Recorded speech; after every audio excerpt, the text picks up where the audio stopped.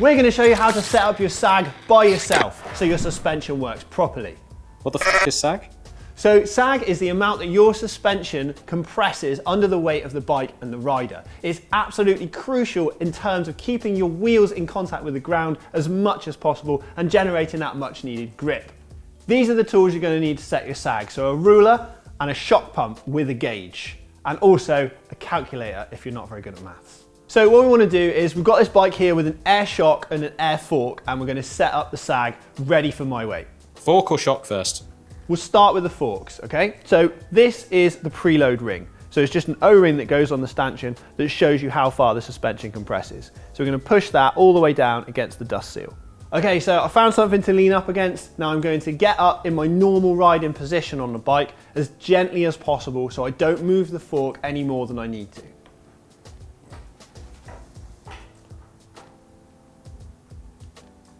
Okay?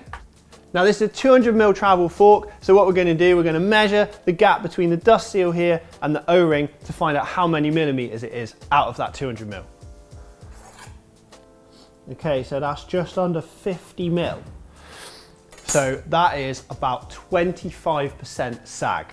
So we know that because we've got a maths calculation we can use, which is on the screen now.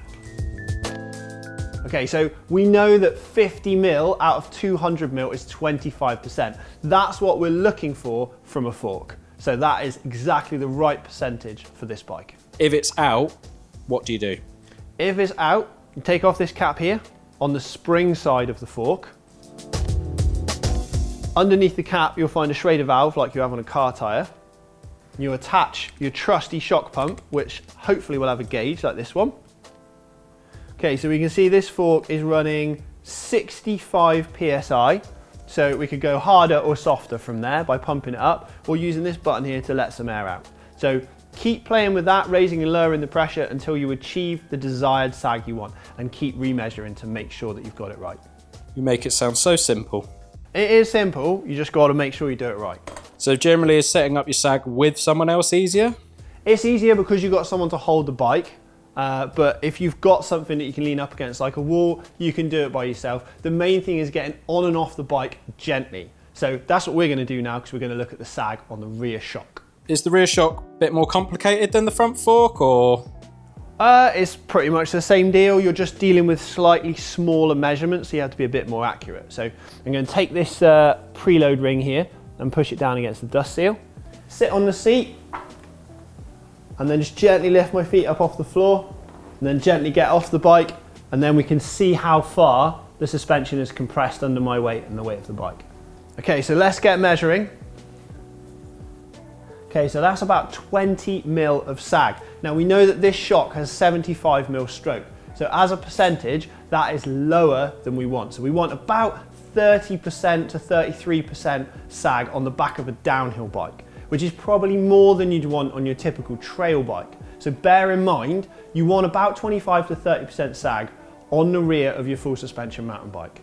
Downhill bikes tend to run more sag for more traction because pedaling efficiency is not as important as it is for trail bikes. Okay, so we know that this is too firm, so we need to let some air out of this shock to increase the amount of sag. So to decrease the spring rate and make it softer. Okay, so this shock was at 195 PSI, so you're going to go down to 180 and see where that puts us.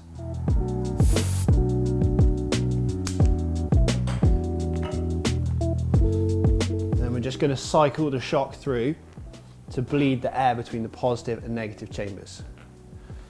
And now it's time to take our sag setting again. So sit on the bike gently, lift our feet off the floor, and see how much sag we've got. Oh, important point. Make sure that your shock is in open or descend mode, or your fork is in open or descend mode when you do your sag settings, because otherwise the resistance from the damping circuit will mean that you don't get an accurate reading. So always do your sag setting in open or descend mode. It's about 21mm now, so we still need to go a little bit softer. So we know that with 75% stroke, in order to get 33% sag, we're going to need 25mm of sag. Okay, so that's 165 PSI, so we've gone down quite a lot. So I'll cycle the shock through again now to make sure that the air is balanced between the positive and negative chambers.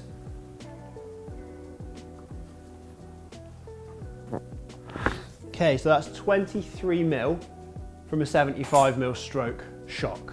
So that is about 30% sag, which is exactly what we're looking for. So we know that 165 PSI in this shock gives me the right sag on this rear shock. However, some bikes have coil shocks like this one. Coil shocks have advantages of less friction from the seals.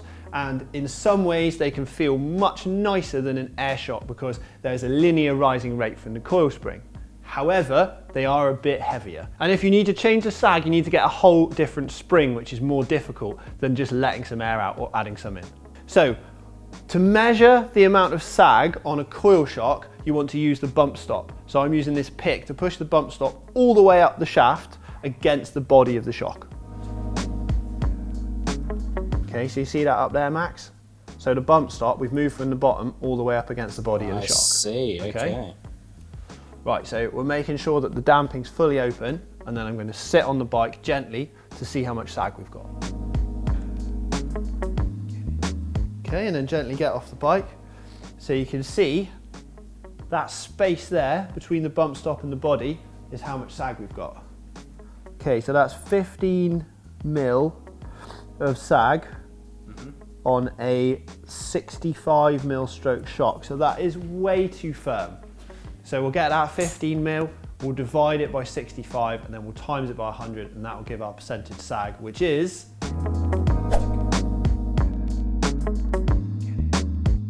So what do we do about the fact that this shock is too firm for me? Well, unfortunately, we've only got limited ways we can adjust it. This here is a preload collar. So what we can do is we can loosen this preload collar off to slacken off the spring on the body of the shock. But we can only do this as far as the manufacturer recommends. We can't keep doing it until the spring bangs around like that. Look, that's too much. We can't go that open with the preload because that can damage the shock. So we're going to have to wind it back up until it's at least firmly contained by the preload collar and the spring perch down here. Then we know that we're achieving the maximum amount of sag with the minimum preload. So I'm going to remeasure it now that I've slackened off the preload collar on the coil shock. What are we saying? So that's 18 mil out of 65. So 18 mil, which is the amount of sag we've got, divided by 65 mil, which is the stroke of the shock, times 100, which equals 27% sag, which is about where we want it because this is a big enduro bike. So if you had a trail bike or a down country bike, you might want to run more like 25% sag. If you had a downhill bike, you might want to run up to 33% sag. So between 25 and 30 is just right for an enduro bike. So we've nailed this. However, if that wasn't the right amount of sag, if we needed to go firmer or if we needed to go softer, we could only play with the preload within the manufacturer's setting. So that is turning this collar here. If it's outside those parameters, we need to change the spring rate. So we need something like we've got in this drawer here. Wow. So here at MBUK Towers, we have a drawer of springs, but if you haven't got your own drawer of springs, don't panic because your local bike shop probably has a range of springs that they can sell you. Now they are measured in pounds, so it's how many pounds of pressure it takes to compress the spring 1 inch. So you can read it off the outside of your spring and go firmer or softer for the new spring that you're going to buy.